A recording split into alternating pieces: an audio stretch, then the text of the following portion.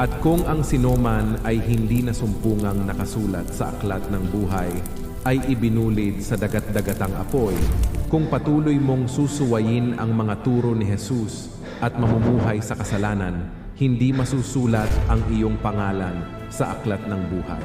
Kaya magsisi ka, lumayo sa mga Diyos-Diyosan, sexual na imoralidad, kasinungalingan, karumihan, at lahat ng bagay na kinasusuklaman ng Diyos.